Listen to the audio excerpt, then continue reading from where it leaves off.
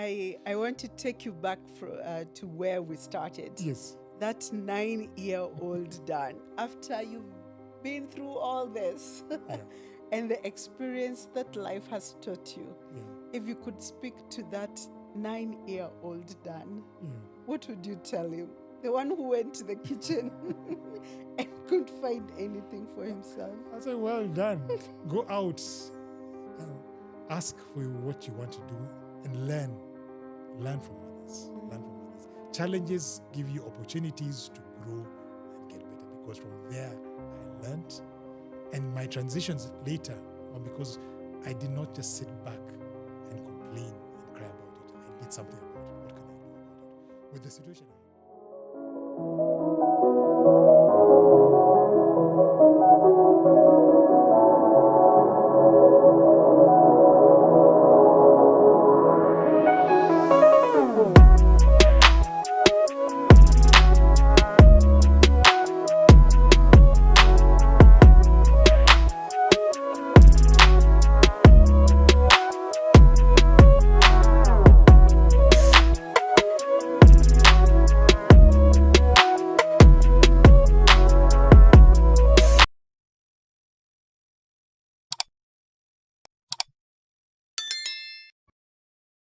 Hello, everyone, and welcome back to Women, Words, and Wisdom Global.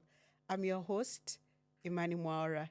This is the space where we tell stories of resilience, stories of hope, stories that bring wisdom for living. It's very exciting to see how this community has grown. A very big thank you to you who has subscribed, who keeps on coming back to watch the content that we bring to you. And the feedback that we have been receiving is really incredible. So we do appreciate the community that we are growing. We are doing well, but it could be better. So here is my call that you invite someone to invite someone to invite someone to be part and parcel of this community. Now to the topic of today. If you are in Kenya, today is a holiday. October 10th is celebrated as Huduma Day. If you're new to the Swahili language, Huduma simply means service. So it's a service day. And all over the world, this week has been Customer Service Week. I'm sure you've been a customer somewhere. How have you been treated this week? Mind sharing on the comment section how your week has been. Have your vendors appreciated you, or the people that you provide service? Oh, you're the one to say thank you as a customer. Whichever way, how has the week been? So today I'm very privileged to bring someone on set who's going to discuss with us about service. But before we go there, let's get an intro. Dan Odero, CC. Karibu sana. Thank you so much. So let's start off by demystifying that CC right after your name. What does that stand for? CC came from Toastmasters International. CC stands for a competent communicator. Wow. So once you've done a few speeches and you've done some projects within Toastmasters, you get the title. So you're a qualified, competent communicator. That's what it stands for. Wow. So let me confess, I'm also a Toastmaster, but not to the level of Dan, who is a competent communicator. I will get there someday. But Dan, so nice to have you here. You wear so many hats. Yes. So apart from being a Toastmaster that I have known you, what else do you do? I like to be mentioned that I am a career hotelier, because career hotelier from when I was very young. And then I also do a little bit in an area called multi-level marketing. Okay. Further than that, more than that, I also got involved in the insurance industry, so insurance sales advice. And then I found that a lot of people come to me, so I do coaching, business, life, and speaking coaching. Wow. So this is the hats I wear. Yeah, amazing. So a Toastmaster, a career hotelier, insurance advisor, life coach. Amazing. How do you juggle all those balls in the air? It's because of passion that I do all of them, and they all fit into a place. There's a Yes. place for all of them in the life I believe. Wow. Serve in different areas. Yes. In business, what are you doing in business? Multi-level marketing is something we do.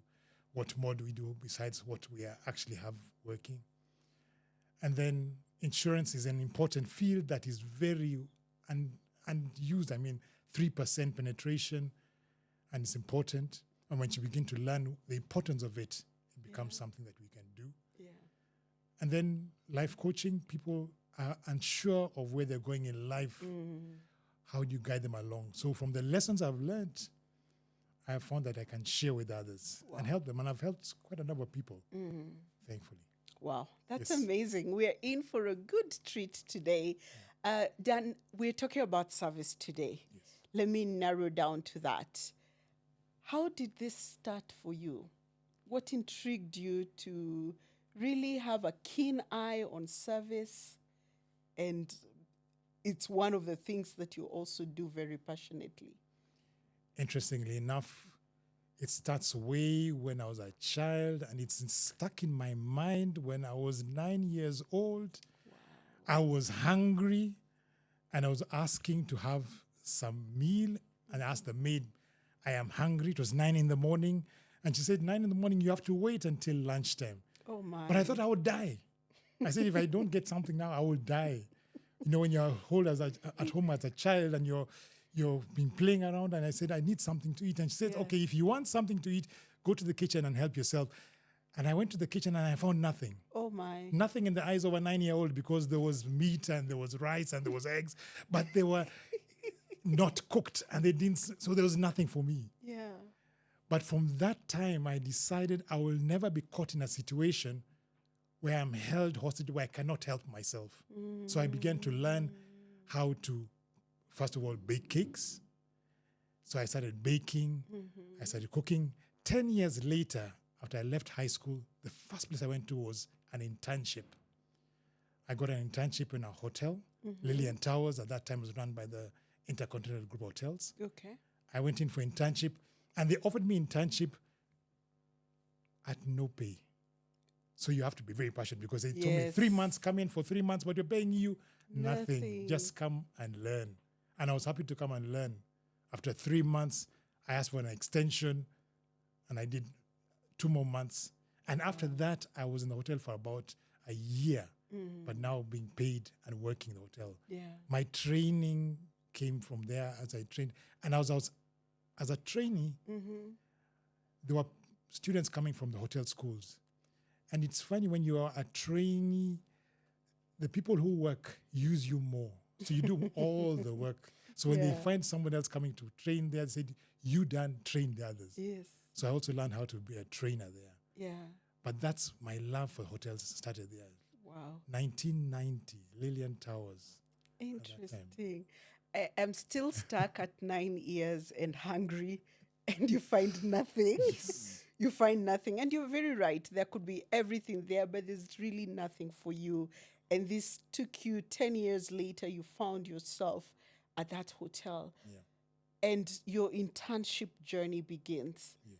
What did that teach you about people and service? About service, it taught me, first of all, what's the most important thing? The customer is most important. It's not only about serving the customer, it's also about what am I giving back? Satisfaction for them. Because like when I was a trainee at the Lillian Towers, I went to all departments. I was there at the kitchen, so I was there, housekeeping, made beds for my at the reception. And how you're always meant to smile. Even if it's difficult, you're smiling always. You're happy to be there. Long hours, hotels have long hours. Sometimes you do 36 hours straight, but you're still meant to smile. Oh, my. We don't care how you're feeling normally, but just how would you treat the guest. And in a 5-star hotel, one of the things we don't realize, we stand the whole time. Reception, you're always standing. So how do you accept, how do guests come in? How do guests find you appearing? And they watch you all the time, because when you're sitting in a front desk, you cannot break the smile and be sad. Because I remember a story when I was I was somewhere and I went in for service, Mm-hmm. and I was watching, because I always learn. I learn by watching others. To be a service person, you watch how others serve. Mm. So I remember seeing somebody serving some meal, and he had a very good product he was serving. There was a line for people waiting. Mm-hmm. The person he was serving had done something wrong, and we don't know what it was. I didn't know what it was, but he was shouting at the person. And the way he treated that customer, even if I was hungry, I walked away. Because I said, if he treats that person that way, and everybody watches you. So when you're serving, who else is watching you from behind? Wow. So you must be conscious in your mind. If I'm serving, I must be conscious that I'm also being watched. Yeah. And you're standing in the limelight. And services are not about only what you do, it's also what others see you doing. That's amazing. It's just not in service, but it's life. It is life. That's every time of our lives, people are watching, whether we are aware of it or not. Yes. Someone is watching, and that can be the deal breaker or a deal maker. Very true. Amazing. And given that experience, what kept your passion? Because, there are all the three sides of the coin. So there's the part you enjoyed and you're excited about it. Then you're talking about standing for 36 hours. You have to do all these other things. I'm sure maybe some that you had a passion for and some that you're enduring. Yes, very true. You have to Enduring to do it. Yeah. What kept your passion? One of the things that when you think about service, why serve? Because you think about the other person. And sometimes when you want to give good service, you find when we serve a dignitary, if you found the president walking in, or somebody who is we always are well. We dress well, first of all. We make sure that we look good. Yeah. We treat them as a royal person. So a thought came to my mind. As a Christian, we're all children of God. Right. And God is a king. If God is a king and we are his children, when we are prince and princesses, We're royalty. we are royalty. Yeah. So there's, in fact, my thought is a touch of royalty is what you need to give everybody that comes to you, because they are royal.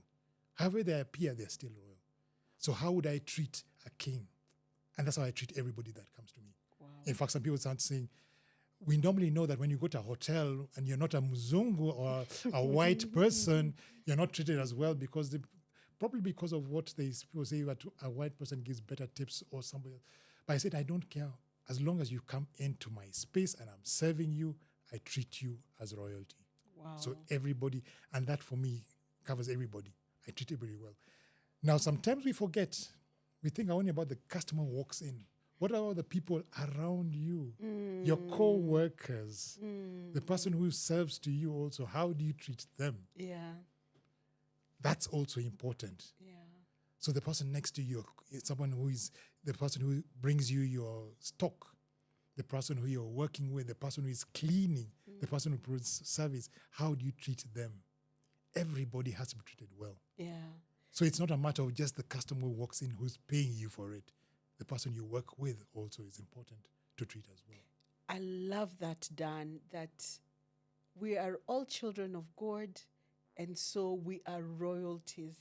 Do you think sometimes over familiarity causes us to say, this is Dan? Yes. But then when somebody else comes, I turn and become... It does at times. Yeah. It does at times. Sometimes you treat people, and especially now in the families, when you see the family, oh, that person there. Yeah. And you treat someone as well when someone else comes in. When you're at home, behind you're shouting at your spouse or you're shouting at your brother or sister. When someone else comes in, you're now different. You begin to smile and the fakeness comes in. So sometimes over-familiarity comes in there, but we always need to understand that everybody is important. And then the golden rule comes in. Treat others how you want to be treated. Yes. Because then it happens for you. So then sometimes you have to sacrifice. Sometimes you have to give up something for somebody else. Right. And if you think about it, what's the joy of something then if we can share it? In giving, we receive. Yes. So you get much more joy when you give than when you receive. Yeah. So that's one thing you need to think about also. So what am I giving out? How do I enjoy this more? What would the world be if you have everything, but you're on your own, you have no one to share with? Yeah. You don't enjoy it that much. No, not at all. So this is where now you're thinking, how would I give? What am I giving? Yeah. Sometimes it impacts me. It's difficult, it's a sacrifice, but I still give. Wow. Because if I was in the same position, I would love that person to do the same for me. Yeah. Maybe this is that moment of self-reflection to ask you, how have you been treating the people around you? Those that are very well known to you, and even those that are new, probably those who have positions. Have you been treating them differently? I think I am personally challenged with a touch of royalty to each and every one, because everyone deserves that. So, what would the world be if we all practiced that? Then allow me to switch gears just a little bit, Yes. because of the many hats that you wear. Yep. You moved from being apart from being a hotelier, you mentioned to us you do insurance, you do life coaching. How did you transition to all these other things, or how did all these other things come your way? The hotel industry is a lovely industry and I love it. I mean, that's why I'm a career hotelier. Even if I don't practice at the moment, I have it at the back of my mind. But one of the things that came in, I got a bit of disappointed when I was working in the hotels, because as much as you do a lot, sometimes the treatment and you look at the impact it has on you. So the remuneration is not good enough. You're spending the hours. Then I thought of stepping out, because I remember when I was working, I was privileged to work in South Africa, where I went down to South Africa. And though I worked hard and we brought in profits for the place I worked for, and we did well, I wasn't treated so well by the management. There are many times I did crazy long hours, and we did a lot of things, but they didn't appreciate enough. And that's one of the things, sometimes we don't appreciate other people, and we change. So I remember one time I said, I can't do it any longer, and I moved out, of it, and I had to find something else to do. Yes. Because at the end of the day, you have to, how you butter your bread, how do you earn a living? Yes. And a friend of mine came and introduced me to an industry called multi-level marketing at that time. So where I was, I could actually make an income regardless of what place I was. So I could earn international income with it. And I could help others supplement their incomes with the things we normally do. So I moved into that a bit. Then I moved back from South Africa. I came across Toastmasters, and Toastmasters taught me how to speak well in a short amount of time. And then the industry of insurance became interesting, because at first I used to find insurance people, some of them were begging people to buy insurance. They don't know the importance of it. But when you understand the importance of it, you understand you can explain it well to somebody else. And as a person who has gone to Toastmasters, in the shortest amount of time, 5 to 7 minutes, you can give a full speech. And I remember one client, when I first got into insurance, telling me, you have got 5 minutes to give me the spiel. Tell me about this in 5 minutes. Now, normally someone would think, 5 minutes, someone is putting me off. But as a Toastmaster, I said, 5 minutes, that's good enough, because I have an introduction, I have a body, I close, and then I conclude it, and I summarize. And you leave them with an action. And I love an action plan. And they actually bought. Wow. So, new in this industry of insurance, not an insurance person, but I knew how to explain concepts and to explain to a client.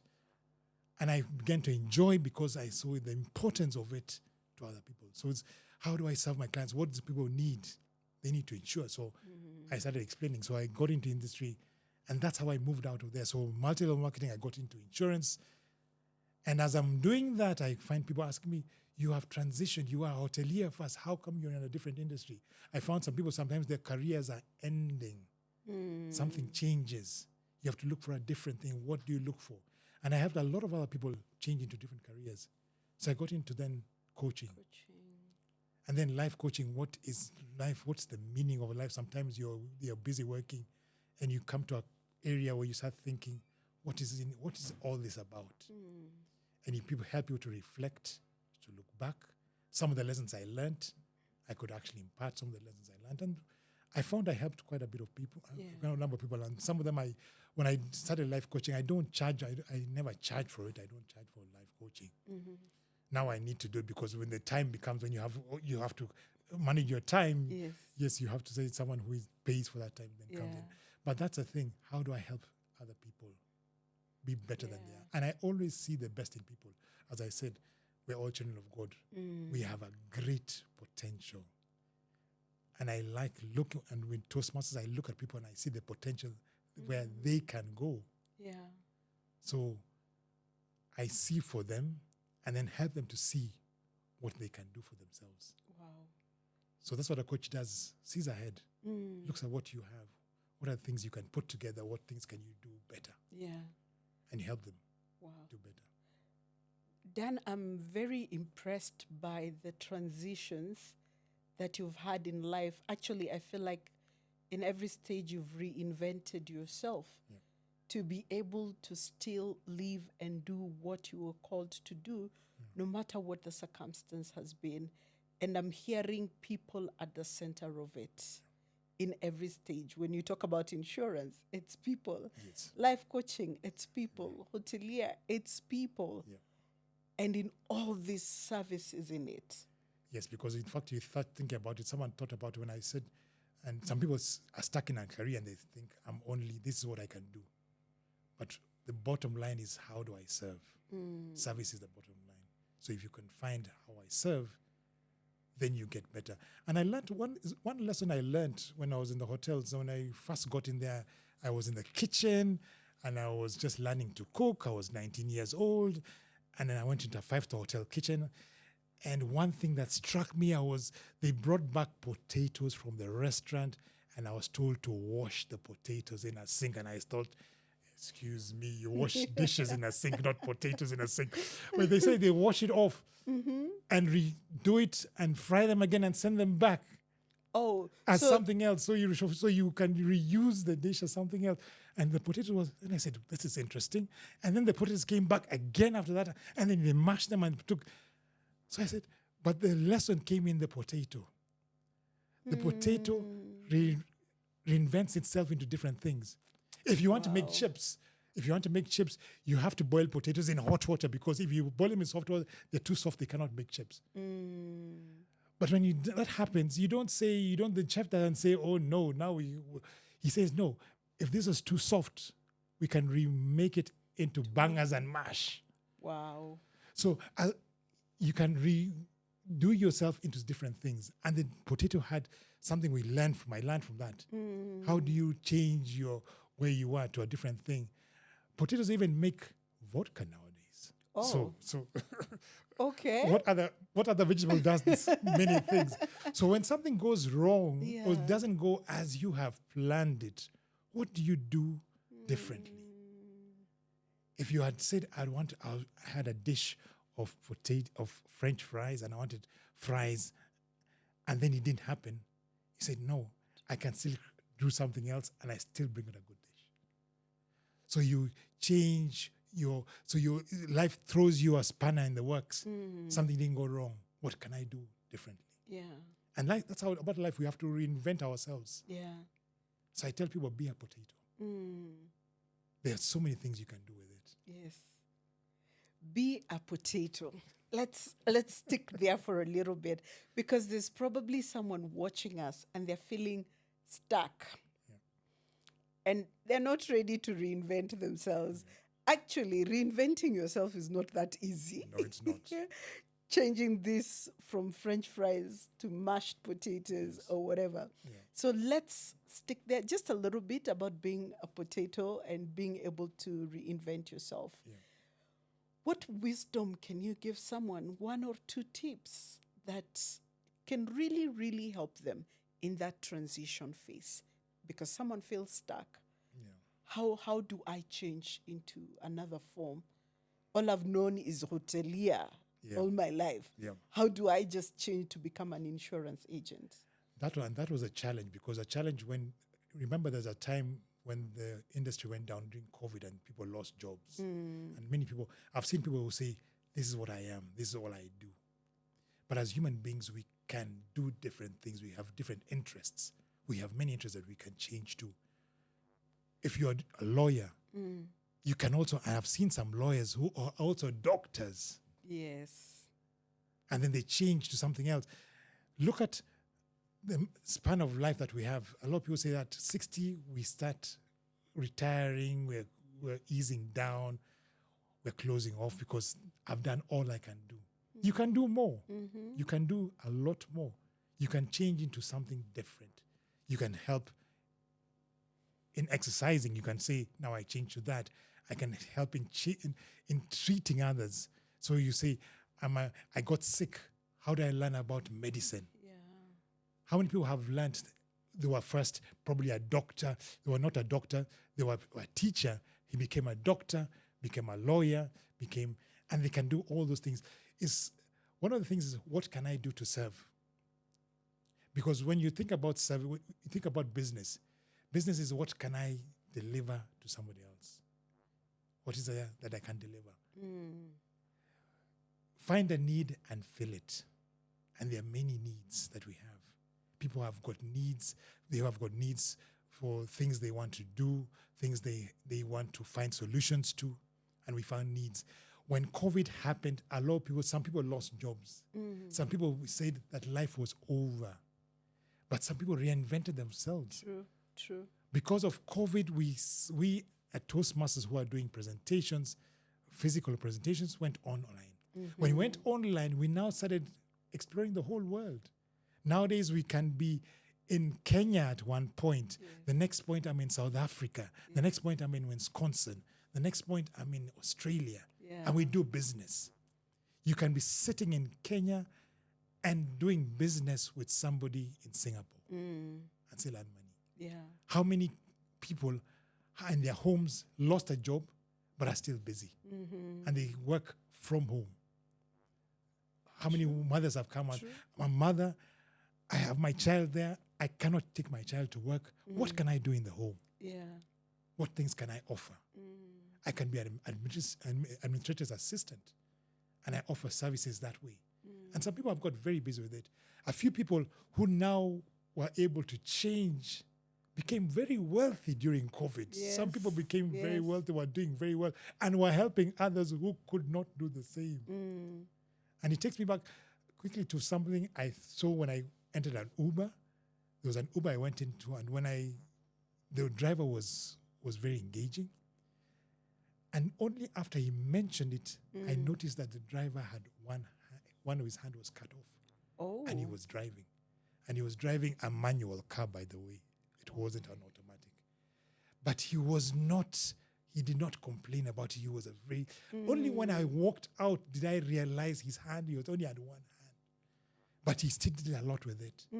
So sometimes we look at our situations and we say we cannot do more, but others are doing great things. In fact, he said when he lost his hand because of some robbery that went bad, his family came together and told him, what can we do for you? Let us now sit back and donate. He said, no, I will still work as hard as I've been working. Wow. And he's one of the best Uber drivers I got into. You find some people who are Uber drivers and are complaining how bad Uber is and how things are bad. Here's someone who was not complaining, and he says, in fact, when he worked well, they add you a little bit extra money. There's some bonuses you get. When you start working well, some additions come out for you. Yeah. You lock into an area that others miss out on. When others are complaining, you're finding ways to work. Yeah. Do things about it. Yeah. Amazing. Dan, we can talk a lot about many things with you clearly, but allow me to now get back to service. And sometimes service can be draining. It's not always rewarding. And you alluded to it a little bit when you were talking about as a hotelier and what you felt. Yeah. However, you've not given up on that space of service. So how do you shake it off and come back tomorrow and still smile? shake it off. It's been tough, Uber driver, and sometimes you have crazy customers. Yes. In as much as you have that self belief and you speak to yourself, somebody may be having a bad day and try to mess it up. So, how do you bring yourself back to still serve touch of royalty to everyone despite the places where it's draining, you are abused? And I want us to talk about it because today being Huduma Day, Yeah. and thinking about service, it's being customer service week. Yeah. And as I look back, I don't want to be a complainer, but I'm like, I can't see anything exceptional. Yeah. You know, how then do you get yourself back to serve people even when it's draining? You have to think of the end goal of what you're doing always. And I remember I am fortunate to have many experiences with that, because I remember when I was working, I worked at the Safari Park Hotel. Safari Park was a grand hotel, 64 acres, 10 restaurants. Yeah. And I remember one time I was working there, and a guest came in from Italy. He was a wealthy guest, and he came in, and he came to me and asked me, why should I even think about staying in Safari Park Hotel? And I told him everything about it. I told him about our grand hotel. We've got a restaurant here. And he said, all that I can get in my own home. All this I can do. I told him about our different restaurants, our gym. He said, all that I have. What more? And I thought, I have not convinced him. But I did not shuck away. I said, well, this is what I have to offer. So when we left, I thought, well, that one I failed. I didn't impact him. 2 weeks later, I kid you not, I found him at the reception smiling. Oh. And I said, wow. but I thought you said this is not a place I was going to come to. And he says, no, you convinced me. Wow. Because despite me being difficult, you did not turn me. Behavior breeds behavior. Someone is rude to you. Do you get rude back? No. All the end of things, I'm here to serve. And someone is important, however they appear to you. So he told me, I came because of the way you stuck with it, and you are still happy. We ended up being very good friends. In fact, he was called Daniel O'Keefe, and he said we were corresponding for a long time. And that's what the beauty is. Even if somebody is difficult, even if somebody having a bad day, you say, my aim is to serve. So I will not return a bad. I want match your energy with I bring my energy. So this is what I have. And if you do that, every time you do that, there's always a benefit that comes back. Yeah. There's one second case I remember when I was working in Carnival, Johannesburg, and I was serving, and Carnival Johannesburg gets busy. And I remember a group of 10 people came to eat at the Carnival, and the Carnival meals are not cheap. So on a Monday, they came in, and they had a meal, and I was serving them. Wednesday, the same group was back. I said, oh, is that the meat you like? Or, yeah, maybe. Second, Friday, they were back. Wow. The same 10 group. And I said, even if it's the meat is lovely, 3 times in a week, what made you come back over and over again? He said, it's not about the food. It's about the service we got. Wow. People come out and go to restaurants and go places, they want to be served. There's that human sense of service. I want to be treated well. And if you do that, they come back again. So if you continue in your mind, the last thing I want to serve somebody, regardless of how they appear to me, you always win. So have it in your back of your mind, I'm here to serve. Yeah. Forget about yourself a little bit.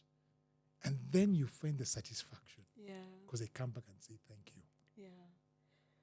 Wow, Dan, behavior breeds behavior. And think about the end goal.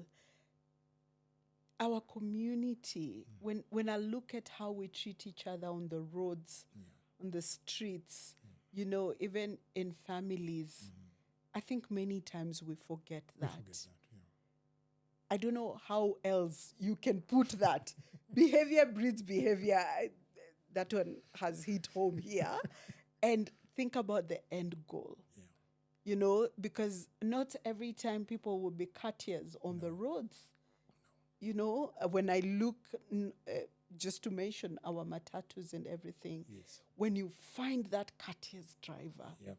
what do we do? How Yeah. can we encourage our society Yeah. that service pays? Yeah. It pays to be good to people, you know, Yeah. and encourage that kind of culture. I think what one thing people need to think: why am I in business? I'm in business to make money and to help make a profit. But how do I do it? What things make a difference? And if you know that, I found a lot of people miss out on opportunities to do great businesses because they don't do as well as they should and they can. And one of another area which I learned, and I learned very clearly, was I was working when I worked for the Carnival Johannesburg, and they had the owners, because Carnival is Kenyan owned, had franchised out, Okay. and the owners of the Johannesburg branch had people who they had a hotel and conference venue which was making losses. And they asked me, "You're doing so well here. How would you help us in that other area there?" In fact, they were making losses to the tune of about 20,000 rand a month. And they told me, "Dan, please come and help us in this area." I went in there and I was serving. In South Africa, sometimes also there was discrimination. When you're a black, someone says no, they question you. How good are you at service? It didn't floor me. But working well, after 1 month, that place that was making losses turned around and started making R1 million profit. Wow. So it actually pays back to do. And I tell everyone, if I walked into a place and we start serving where the way you need to serve, you will never miss out on business, regardless of what happens. People will come back to you again and again and again, because that's what people look for. Yeah. You can find 2 restaurants, 2 places, serving this almost the same kind of meals. One is full and one is empty. And the one is full, we have people lining up to go to the one that's full. Yes. You say, "But why don't you just eat in this one?" Yeah. And in fact, someone mentioned one time, when you walk to a place and you want to know a place has got good service, if you find somebody outside encouraging you to come in, please, ringing a bell, dancing outside, unfortunately, the service in there is not going to be good. Because they have to do many gymnastics outside to get you in. The ones that are good don't have to do any of those gymnastics. Even if the name is not there, you look for the place and find it. And that was an eye-opener. You don't have to do the things outside. What you do inside, the small things that you do, the service, the smile, the way you treat people, the way you smile at them, you listen. This makes the difference. And when we do that, even we feel satisfied, because then we say the satisfaction comes back to us. So we always think about it. If I'm in business, why am I in business? I'm here to serve. What is my purpose for being in business? What am I here to do? To give service, to make someone's life a little bit better, to give them something they don't have, to educate. When you have this in mind, then we have good service, and it pays on. Yeah. And it will pay you both ways. You don't have to ask them for the money. Yeah. You don't have to ask about it. Wow. Dan, I want to take you back to where we started. Yes. That 9-year-old Dan, after you've been through all this and the experience that life has taught you, if you could speak to that 9-year-old Dan, what would you tell him? The one who went to the kitchen and couldn't find anything for himself. I say, well done. Go out, ask for what you want to do, and learn. Learn from others. Learn from others. Challenges give you opportunities to grow and get better, because from there I learned. And my transitions later were because I did not just sit back and complain and cry about it. I did something about it. What can I do about it? With the situation I am in, what can I do about it? What can I make a difference? That 9-year-old, and I believe it didn't come from me alone. I learned it from my parents, from my mother, where service came from, because my mother was serving. I mean, back in the day, she worked in the hotel, she worked in the airline industry for over 30 years. Wow. Even at her age now, at 83, she still walks up and serves and tells you, please sit down, let me serve. And I learned it from there. We learn from others. So when you're also in service, watch how others serve, and that we learn and we get better with that. Yeah. Wow. Thank you so much, Dan. I think your story makes me feel that service is a personal choice. Yes. And if we all choose to be that, I think this world will be a better place. Definitely. So my call for all of us is look for ways to serve, a touch of royalty in everyone that you meet, in everyone that you have to serve because your work calls for that. But whether or not you have a uniform to serve, you can still serve. Thank you so much, Dan, for the wealth of wisdom that you have shared with us. I want to wish all of us a happy Huduma Day, and let's go out and serve and be kinder to the people around us. Until next time, remember to click subscribe if you haven't done it, share it with somebody, and let's spread the gospel of serving each other. God bless you.